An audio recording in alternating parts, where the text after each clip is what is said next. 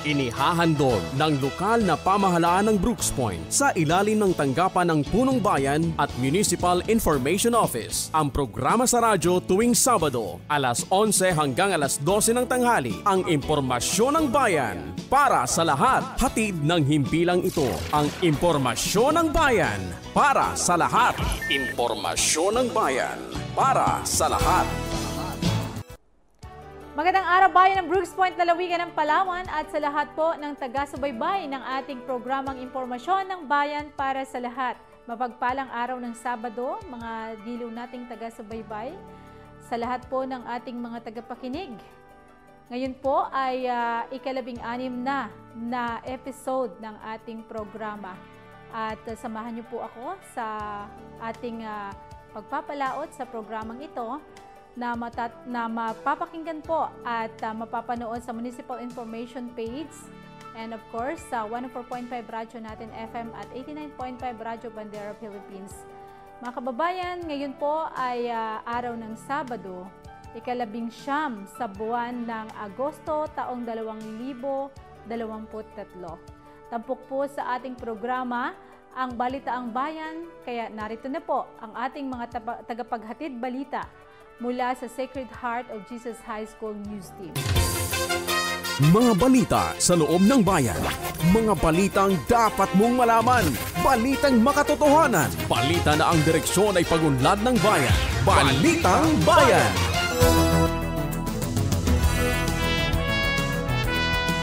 Magandang araw po ng Sabado.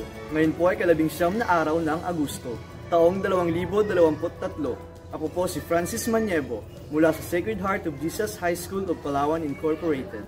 Ako naman po si Jasmine Grace Consomino, maghahatid ng balitang bayan na aming nakalap sa loob at labas ng bayan ng Brooks Point ngayong linggo. Narito ang ulo ng mga balita na ihahayag sa atin ng Sequoia News Team. Medical Dental Mission sa Brooks Point, isinagawa sa 3 barangay sa loob ng 3 araw. Brigada Eskwela 2023 Kick-Off Caravan 2023 Idinaos. Tourist Rest Area Project for Brooks Point, isa sa katuparan na. Bagong ordinansa para sa mga posisyong idadagdag sa taong 2024 bilang workforce, sinang-ayunan ng lahat ng miyembro ng SB. Orientation Career Service Examination isinagawa. Mga estudyante ng Alternative Learning System or ALS nagsipagtapos. Meeting and Ocular Inspection of Drainage System pinag-usapan. Task Force Emery on Loud Noise Experience at Barangay Mainit Update. Brooks Point Team New Generation Football Club nagwagi. Magbabalik ang Sacred Heart of Jesus High School of Palawan Incorporated o Sequoia News Team para sa mga detalye ng Balitang Bayan. Mga balita sa loob ng bayan. Mga balitang dapat mong malaman. Balitang makatotohanan. Balita na ang direksyon ay pag-unlad ng bayan. Balitang Bayan! At nagbabalik ang ating Balitang Bayan. Manatiling nakatutok sa ating programang ito para sa detalye ng ating balita. Balitang Pangkalusugan, Medical at Dental Mission sa Brooks Point, isinagawa sa 3 barangay sa loob ng 3 araw. Narito si Sequoia News Reporter Luigi Tuale para sa detalye. Balitang Bayan!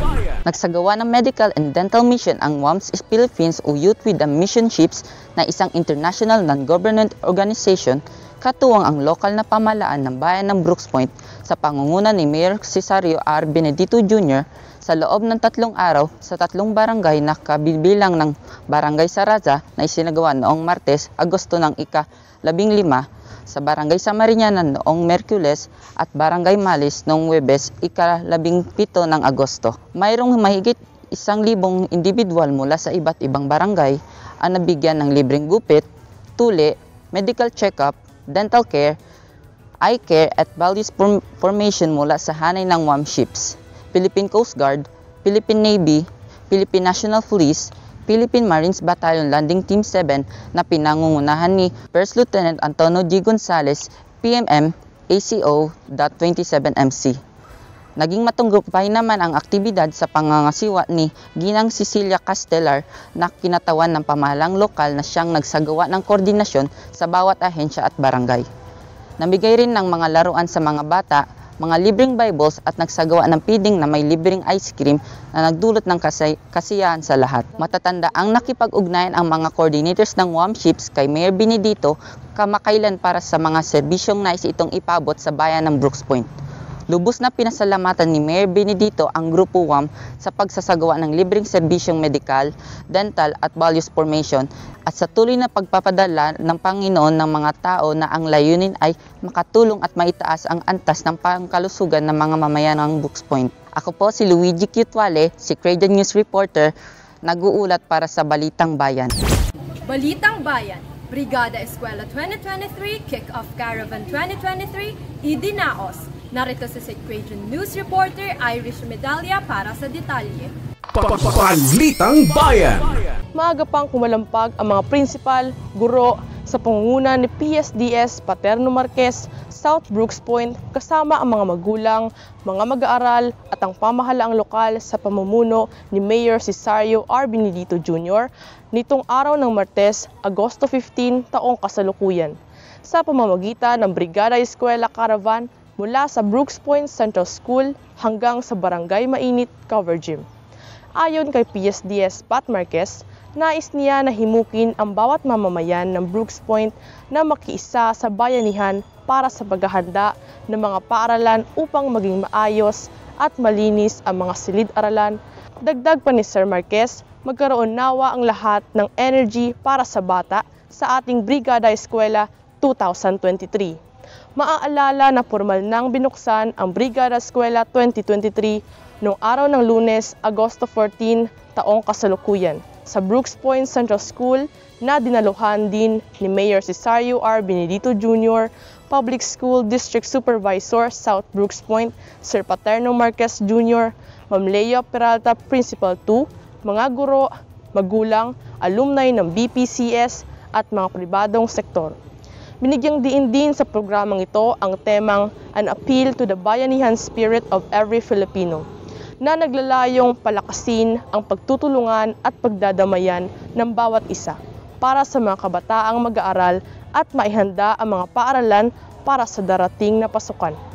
Nagpahayag naman ng buong pusong suporta si Mayor Benedito sa mga paaralan at hinimok ang guro na huwag mahiyang lumapit sa pamahalaan at politiko para sa pangangailangan ng paaralan dahil ito naman ay hindi pansarili kundi para sa mga bata na magiging susunod na lider ng bayan. Nakiisa rin sa Brigada Eskwela Caravan ang Southern Palawan Christian Academy of the Philippines Incorporated, Sacred Heart of Jesus High School of Palawan Incorporated, Brooks Point Christian High School at iba pang private schools sa bayan. Mga stakeholders, Parents Teachers Association, mga student leaders at ang pamunuan ng Barangay Mainit. Irish Medalya, Sacred News Reporter, nag-uulat para sa Balitang Bayan. Maraming salamat Irish. Tourist Rest Area Project for Brooks Point, isa sa katuparan na. Para sa detalye, narito si Crayon News Reporter, Rica Baldomar. Balitang Bayan! Sayang tinanggap ni Mayor Cesario R. Benedito Jr. ang proyektong Tourist Rest Area mula sa Tourism Infrastructure and Enterprise Zone Authority na itatayo sa bayan ng Brooks Point.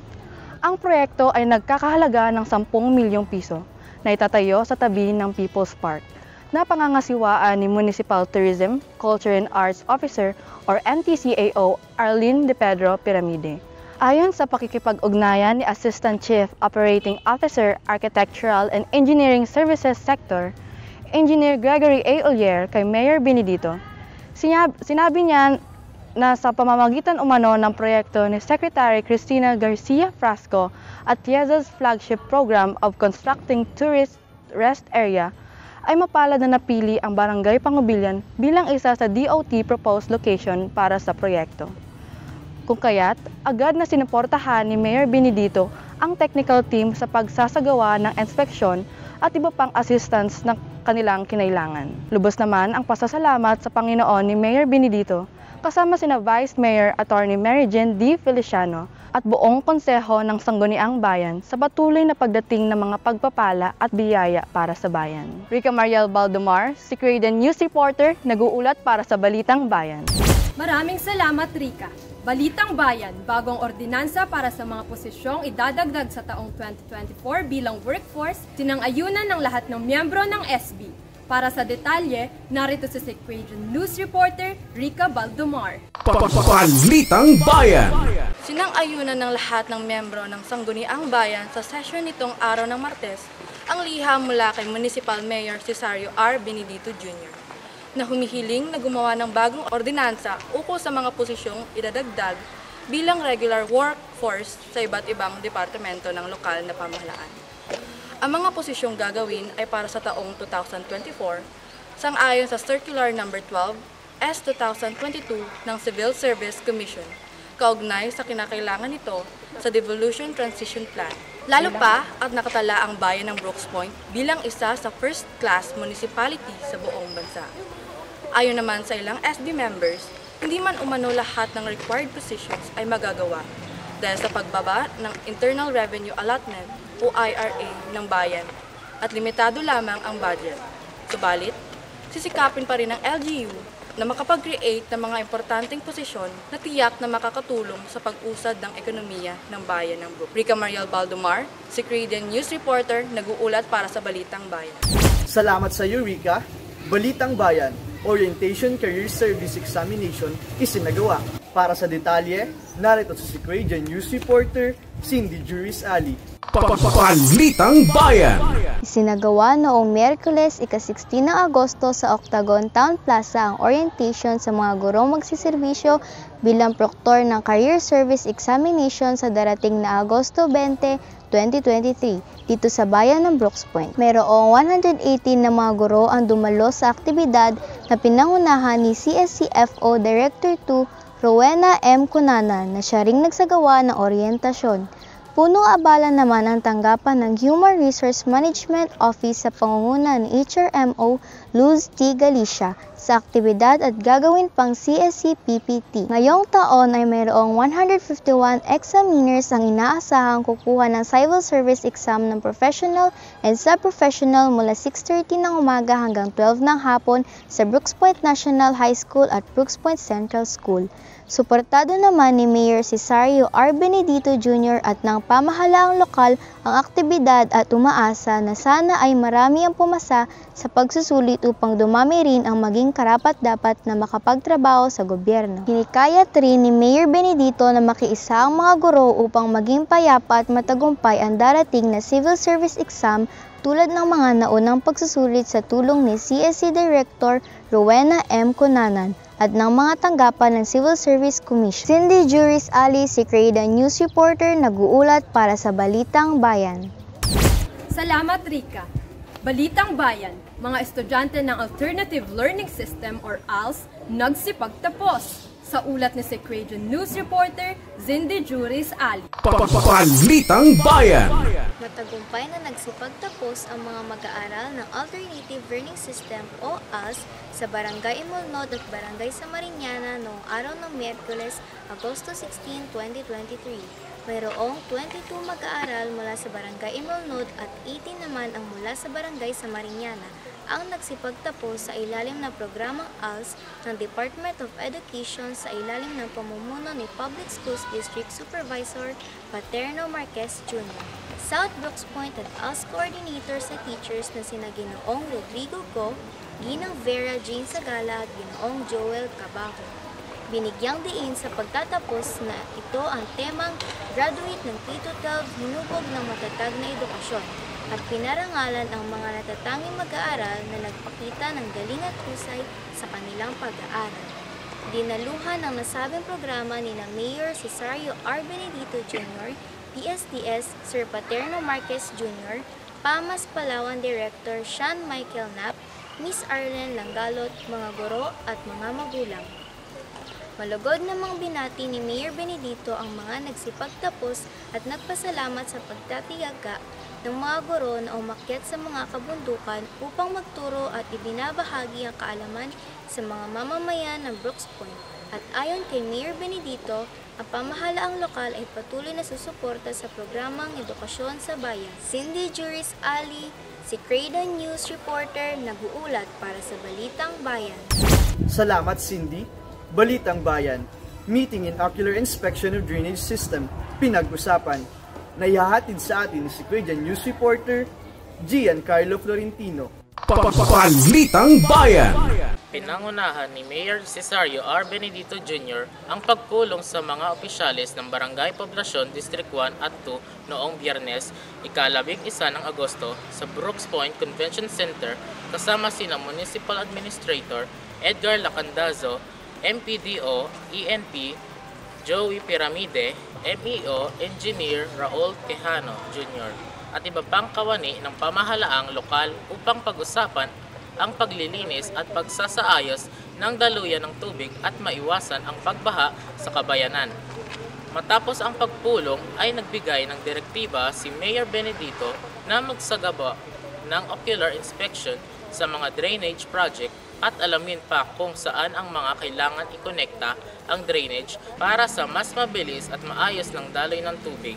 Inuutos din ng punong bayan na regular na magsasagawa ng clearing operation at cleanup drive upang maipaabot sa taong bayan ang kahalagaan ng malinis at maayos na kapaligiran at maiwasan ang mga sakit. Giancarlo Florentino, si Credian News Reporter, nag-uulat para sa Balitang Bayan. Maraming salamat, Gian. Balitang Bayan, Task Force Emery on Loud Noise Experience at Barangay Mainit Update na ihahatid sa atin ni si Quezon News Reporter Giancarlo Florentino. Balitang Bayan.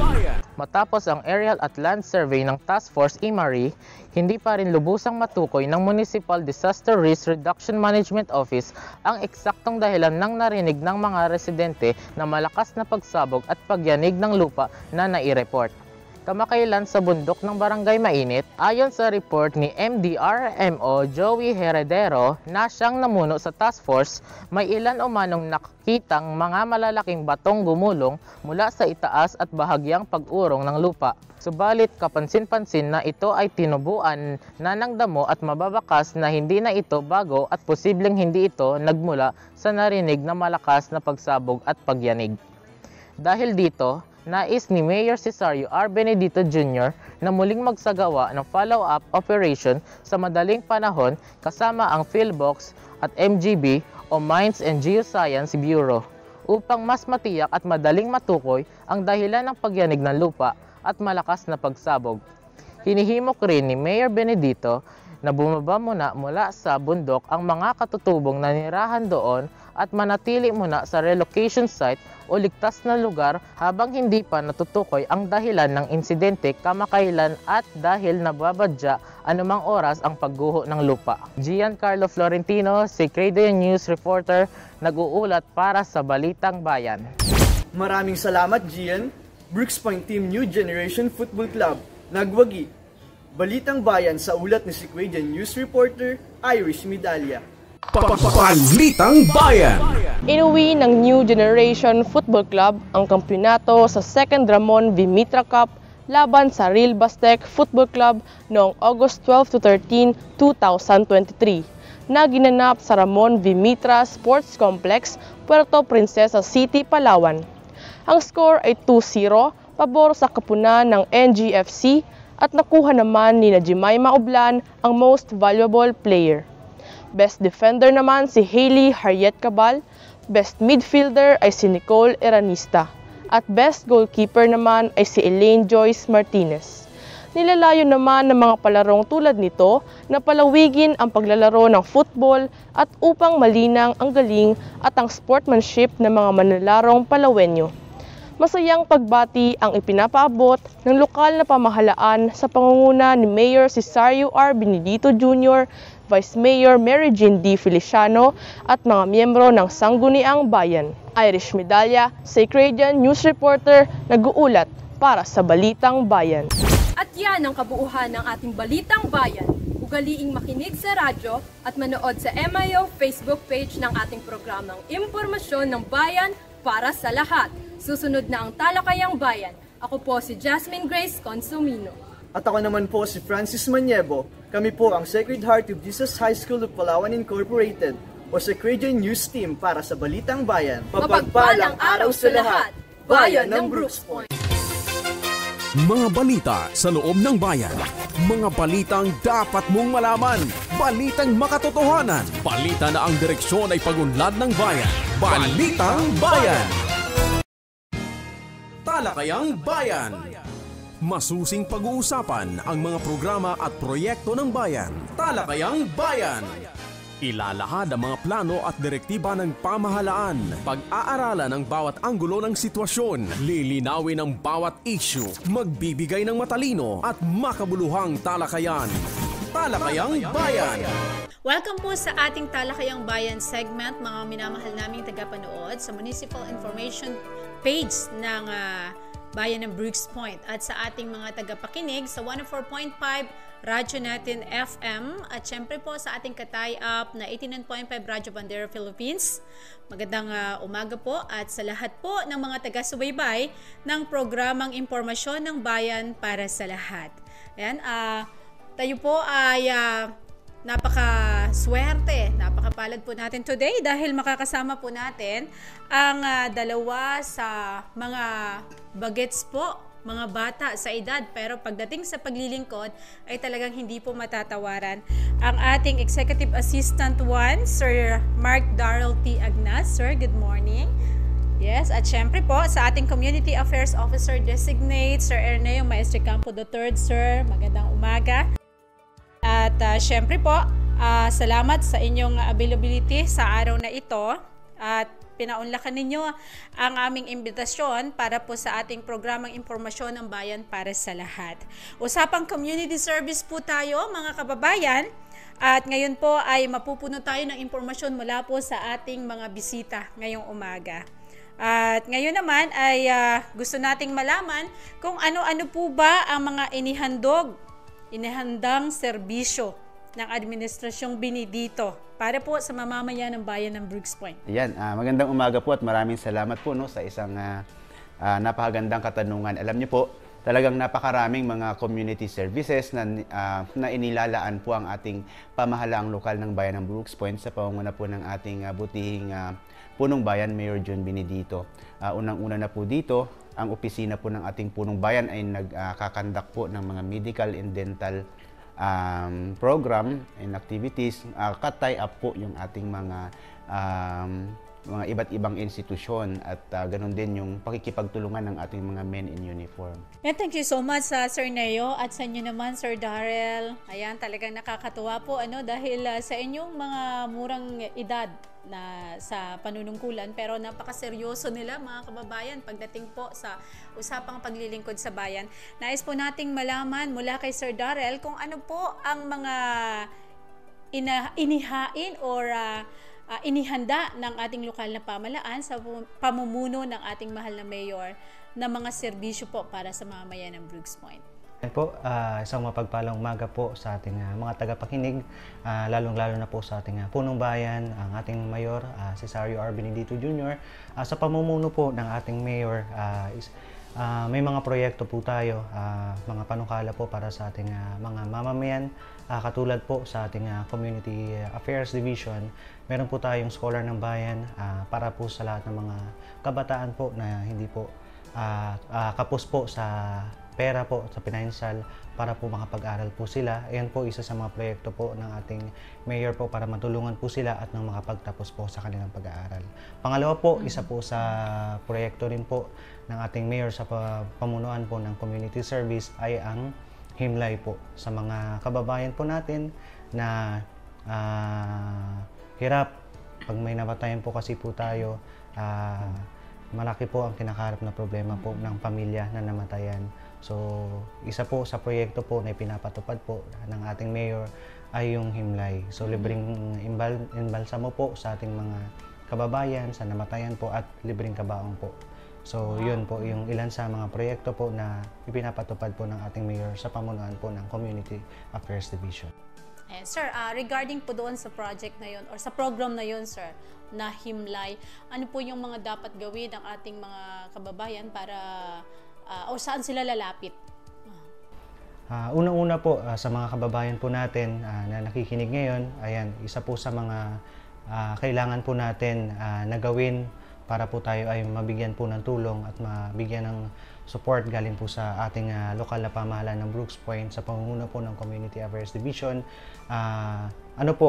Tayo po ay pumunta lang po sa opisina po ng Community Affairs sa pamunuan po ni Sir Neo at dalhin po yung mga kaukulang requirements po para yun po yung gagamitin po natin para po sa libreng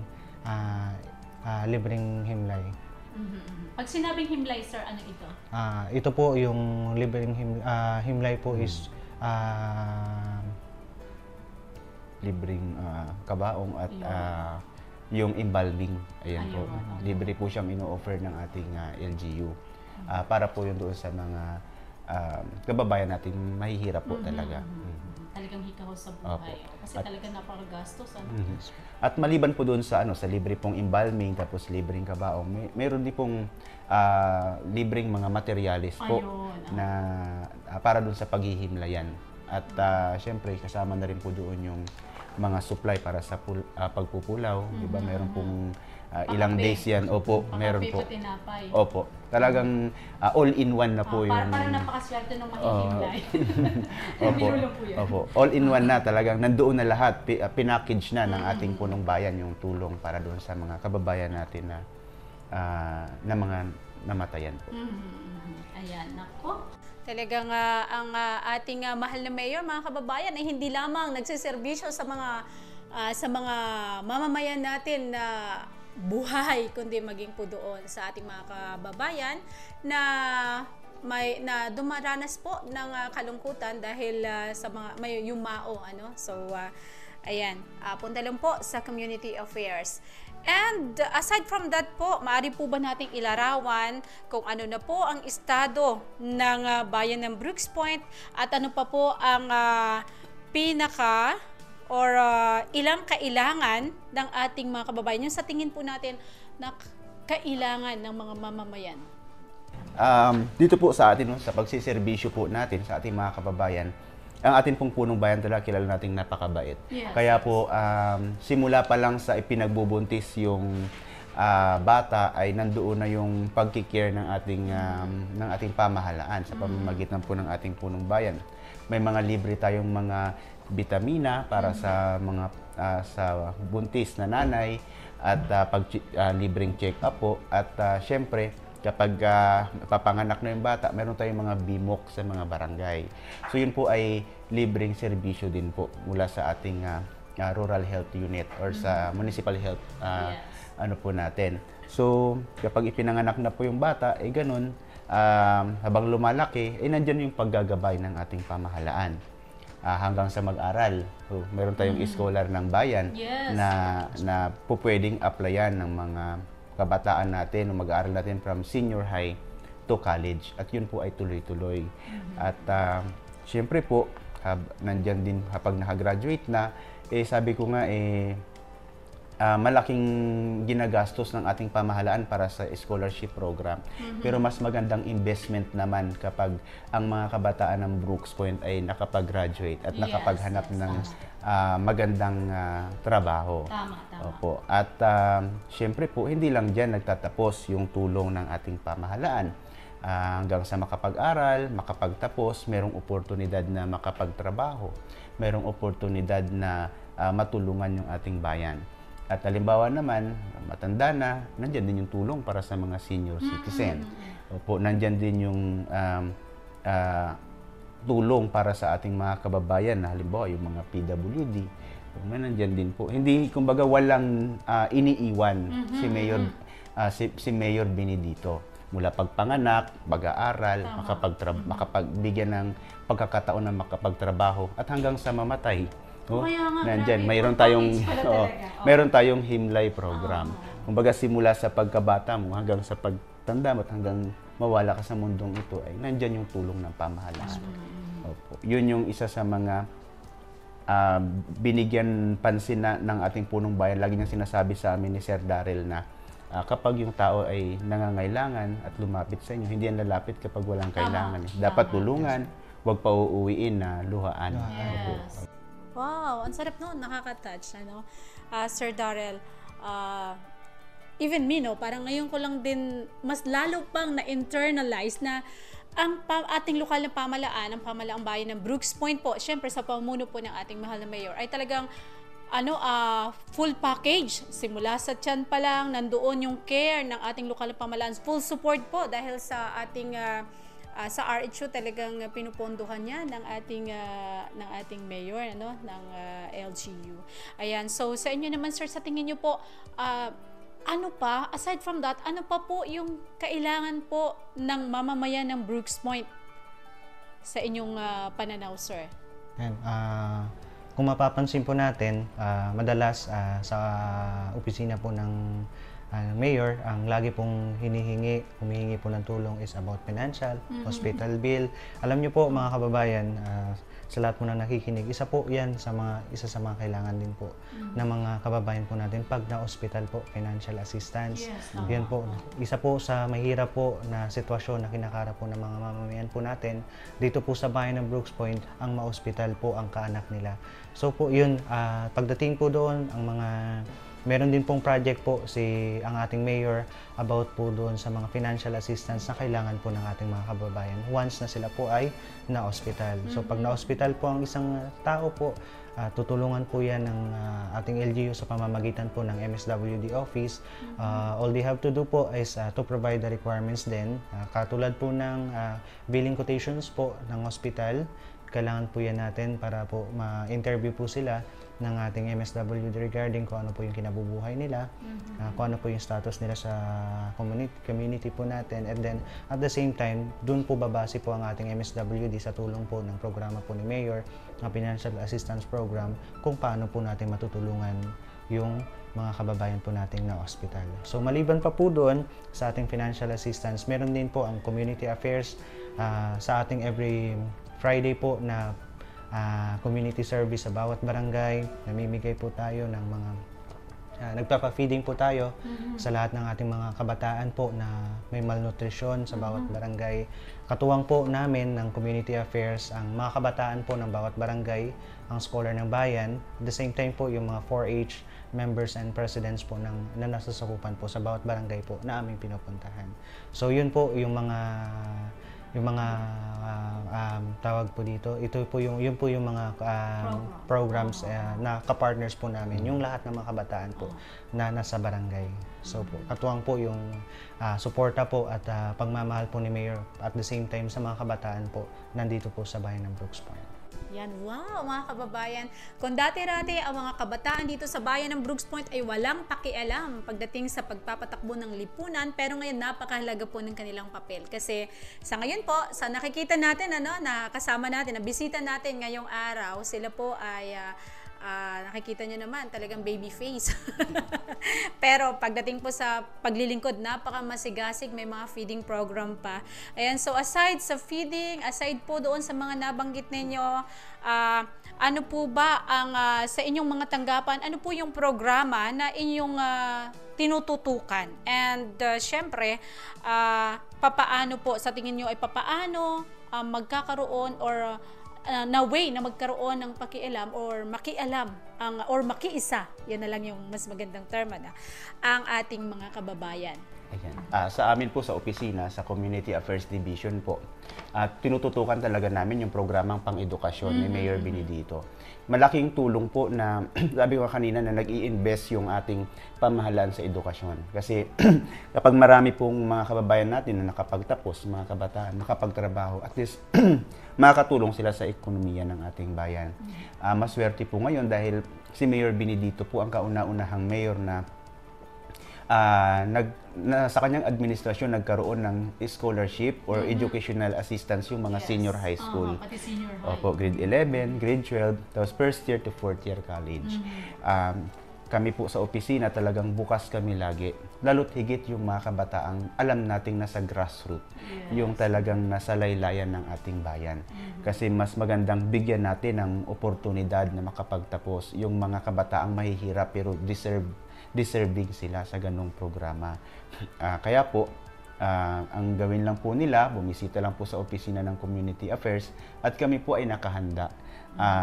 Talagang seryoso sa trabaho para ma-accommodate po sila, lalo't higit po yung mga kababayan nating mga katutubo. Yun po yung isa sa mga pinaprioridad din po namin, lalo't higit yung mga nasa kabundukan. Yung mas maganda kasi na mabigyan natin ng pagkakataon na makapagtapos yung mahihirap, mga katutubo na mayroong pangarap, para at least may angat natin ang antas ng kanilang pamumuhay. Yun po yung pangarap ni Mayor Benedito sa mga kabataan po natin dito sa Brooks Point. Kaya isa po yun sa mga programa po na tinututukan po natin ngayong taon.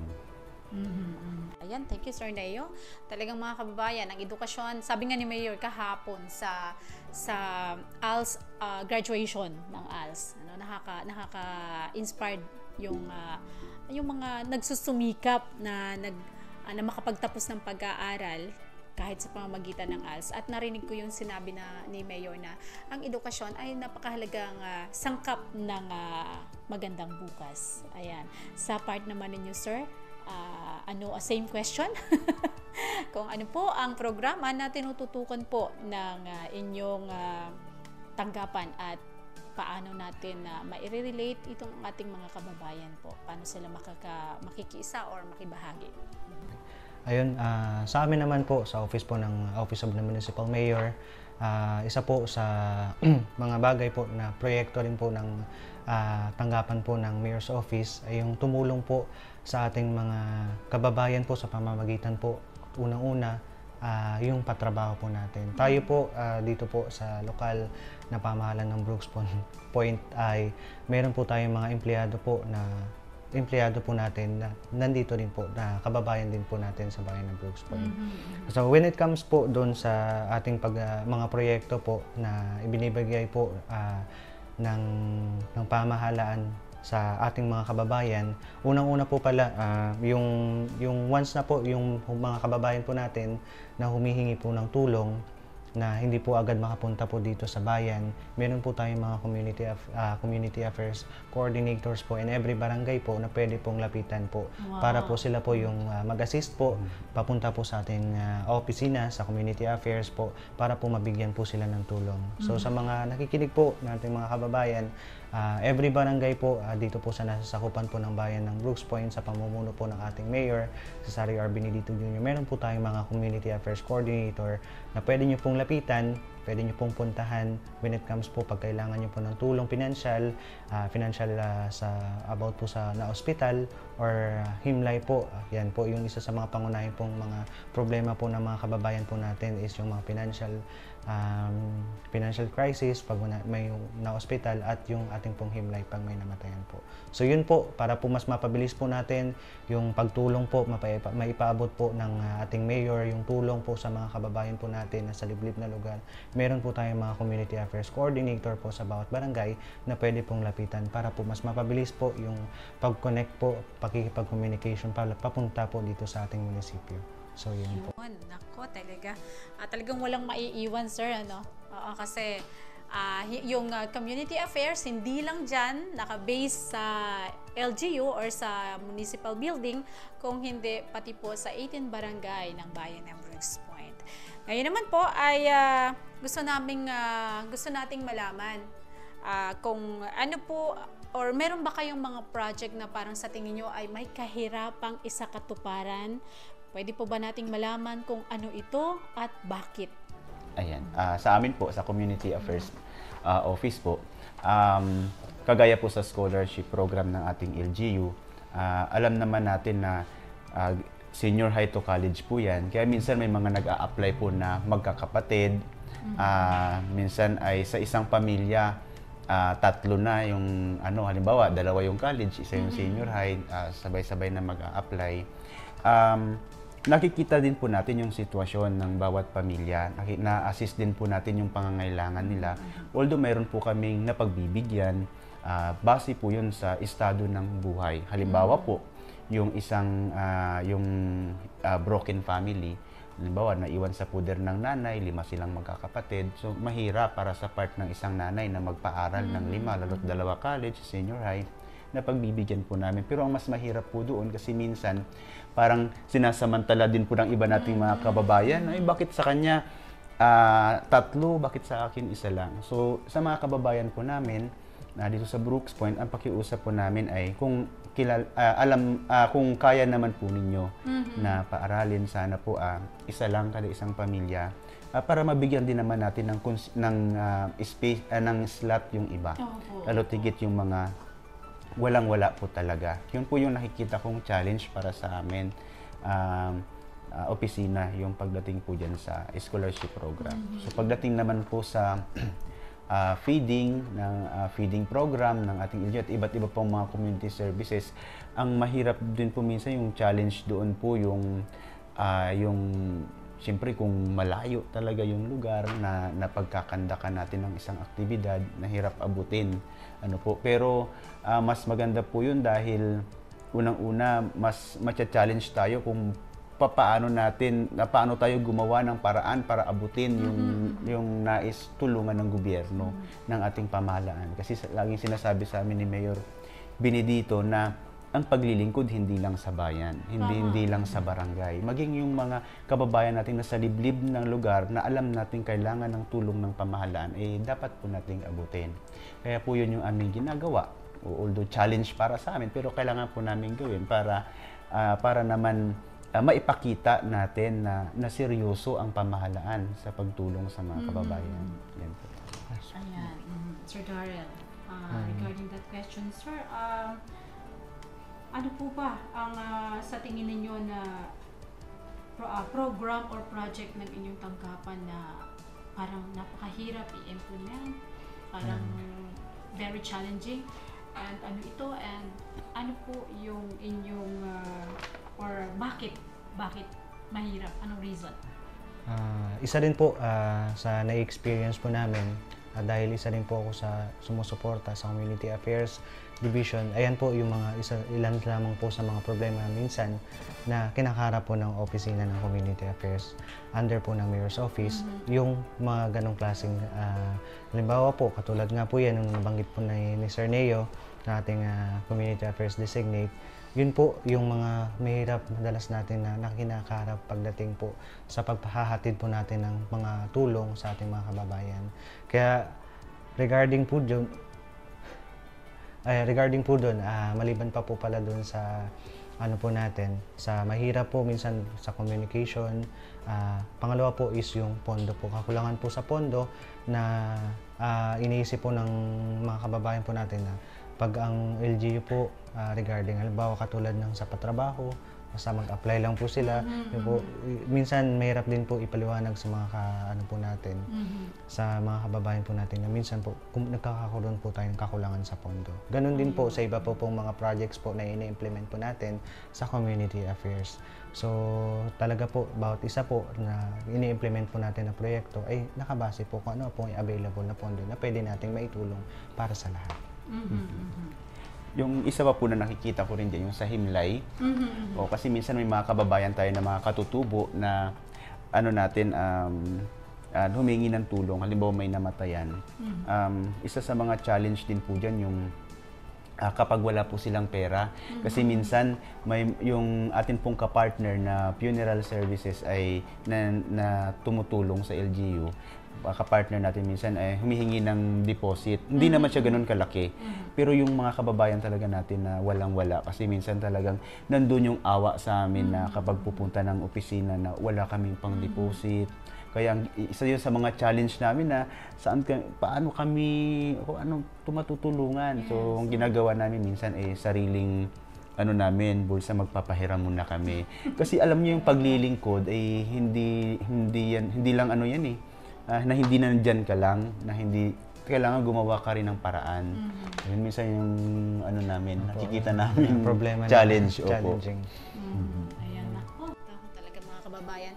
Minsan meron tayong mga kababayan na hindi natulungan pero hindi na kontento doon dahil medyo maliit daw, konting unawa lang po dahil ang pamahalang bayan ng Brooks Point, hindi lang po ang bayan ng Brooks Point at ilang mga munisipalidad ay mayroon nabawasan po ng IRA.